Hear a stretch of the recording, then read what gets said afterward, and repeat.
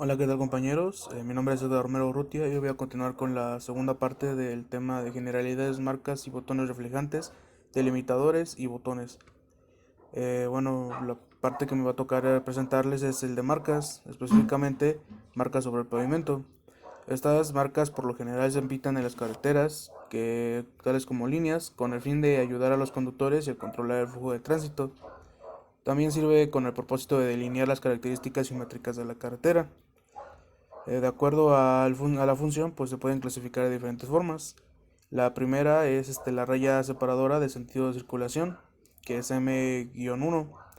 Esta raya se pita o coloca sobre el pavimento para separar los sentidos de circulación vehicular en carreteras y vialidades urbanas de dos sentidos, generalmente al centro del arroyo vial, tanto en tangentes como en curvas. Esta debe ser de amarillo reflejante y se complementa con botones reflejantes.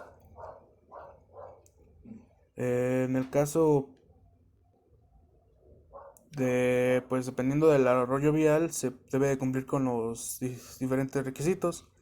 Uno de ellos es que para las carreteras y vialidades urbanas con ancho de arroyo de vial de hasta 6.5 metros y ciclovías, pues se clasifica de acuerdo a su función.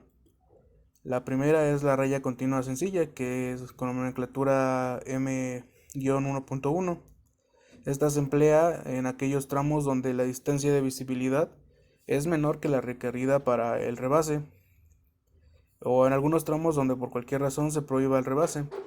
En las aproximaciones a las intersecciones que tenga la raya de altos, la longitud con respecto a la raya debe determinar en función de la velocidad del proyecto en caso de carreteras y vialidades urbanas de nuevas o de operaciones las existentes, y debe de ser de 30 metros en las ciclovías. Cuando la intersección sea con una vía férrea en carreteras y vialidades urbanas, la longitud nunca debe de ser menor que la distancia definida desde 35 metros antes del inicio de las marcas del cruce de un ferrocarril hasta la raya de alto.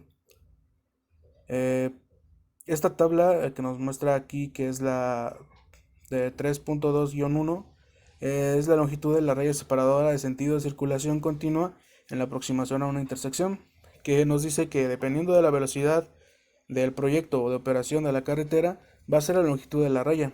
Y esta tabla nos lo va a pedir mucho o nos va a solicitar mucho en los diferentes tipos de línea que vamos a encontrar en este manual. El siguiente tipo es la raya discontinua sencilla, que es de nomenclatura M-1.2. Esta se emplea en aquellos tramos donde la distancia de visibilidad es igual o mayor que la necesaria para el rebase. También esta consiste en segmentos de 5 metros que se encuentran separados entre sí a 10 metros. En las vialidades en vialidades urbanas cuya velocidad permitida por reglamento de tránsito sea hasta de 60 kilómetros por hora, pues los segmentos podrán ser de 5 metros de largo, pueden ser 5 metros y separados entre sí a cada 5 metros. O en ciclovías los segmentos deben ser de 1 metro y encontrarse separados a cada 2 metros. La siguiente tabla pues ahora se aplica para las carreteras y vialidades urbanas con un ancho de arroyo vial mayor de 6.5 metros. El ancho de la raya separadora de sentido de circulación se encuentra en función del tipo de vialidad de que se trate. Y esto pues se describe en la tabla de 3.2-2. Y bueno, de acuerdo a su función se pueden clasificar de la siguiente forma. La primera es la raya continua sencilla, que es M-1.3. Esta se emplea en aquellos tramos donde para ambos sentidos de circulación la distancia de visibilidad es mucho menor que la requerida para el rebase, como podemos ver en la imagen.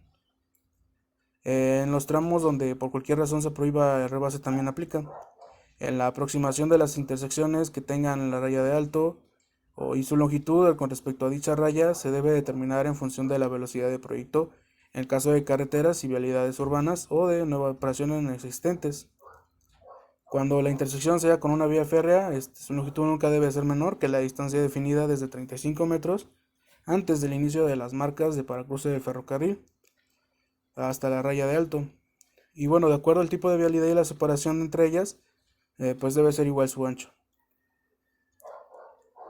La siguiente, que es la raya continua discontinua, que es M-1.4, pues esta se emplea en aquellos tramos donde la distancia de visibilidad disponible permite la maniobra de rebase únicamente desde uno de los carriles.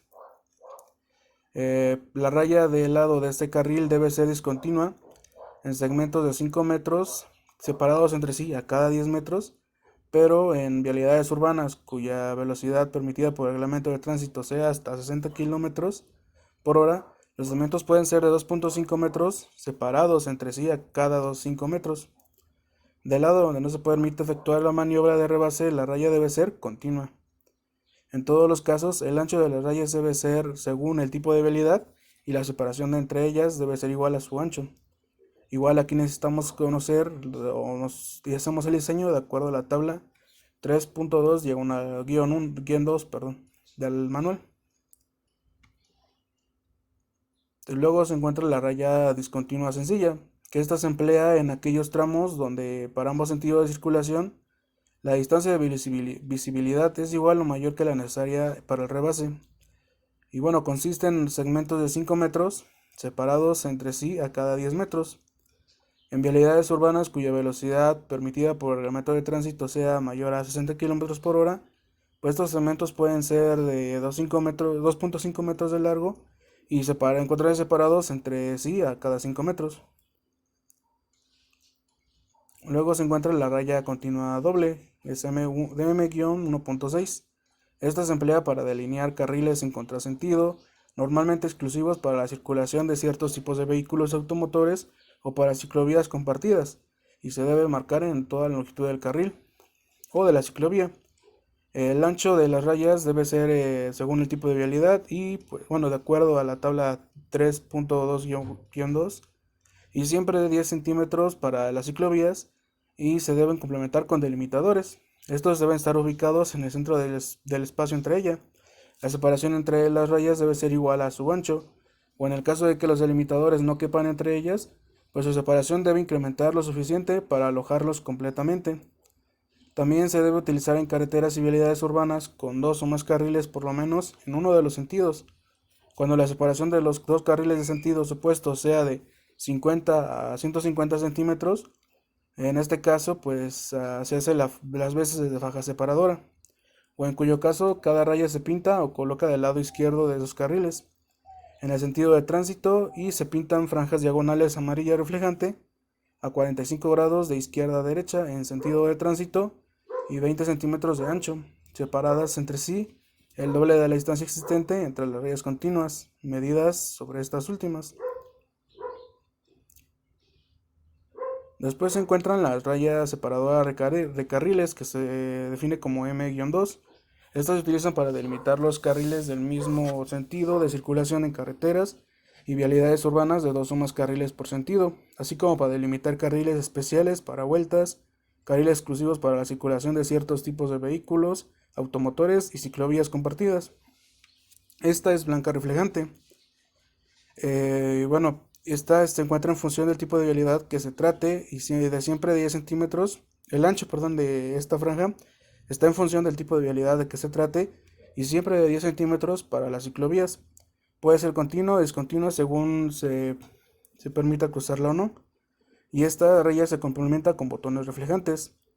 Y bueno, la clasificación de acuerdo a su función, pues esa es la siguiente, que es la raya separadora de carriles continua sencilla, M-2.1, que esta es continua sencilla en la aproximación de las intersecciones que tengan raya de alto o cuando delimite carriles especiales para vueltas.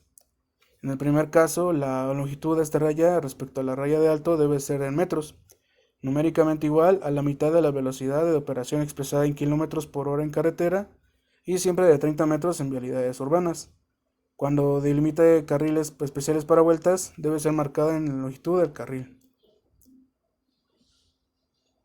Luego se encuentra la raya separadora de carriles, continua doble, M-2.2. Esta debe ser continua cuando delimita carriles exclusivos para la circulación de ciertos tipos de vehículos automotores o ciclovías compartidas y debe ser marcada en toda la longitud del carril. La separación entre rayas debe ser igual a su ancho y debe complementarse con delimitadores. y estos se ubican en el centro del espacio entre ellas.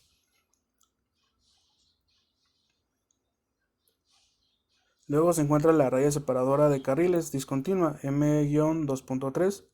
Estas se ocupan cuando se permita cruzar la raya de separadora de carriles, pues debe ser discontinua y colocarse en segmentos de 5 metros separados entre sí a cada 10 metros.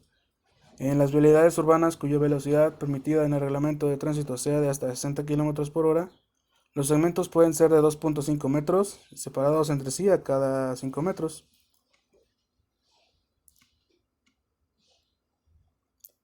Luego se encuentra la raya en la orilla del arroyo vial, como M-3. Esta se utiliza para carreteras, vialidades urbanas y ciclovías, cuando no existan banquetas o guarniciones, para indicar las orillas del arroyo vial y delimitar en su caso los acotamientos, así como para delimitar ciclovías.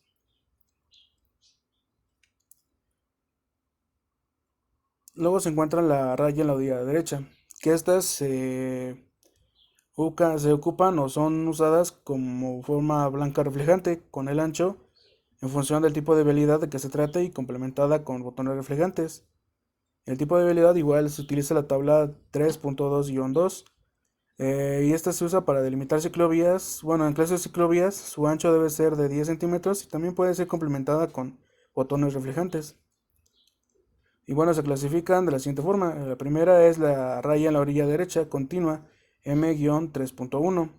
Esta raya debe ser continua cuando el acotamiento tenga un ancho de hasta 2 metros o en curvas, intersecciones, entradas y salidas, donde por razones de seguridad en la operación de tránsito conviene restringir el estacionamiento sobre el acotamiento, en cuyo caso la extensión de la raya debe ser igual a la de la zona en la restricción más la longitud que en función de la velocidad de operación. Luego, entre tanto, esta raya debe ser marcada en toda la longitud de las ciclovías, pero en los tramos donde se permita el acceso de los vehículos de tracción humana, se debe sustituir la raya en la orilla derecha, discontinua, que es la siguiente clasificación,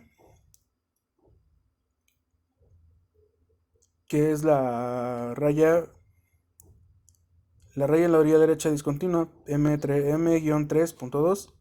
Esta raya debe ser discontinua cuando el ancho del acotamiento sea mayor de 2 metros de longitud, pero conformada por segmentos de 2 metros de longitud, separados 2 metros entre sí, y para ciclovías debe ser de 1 metro, separados a cada 2 metros.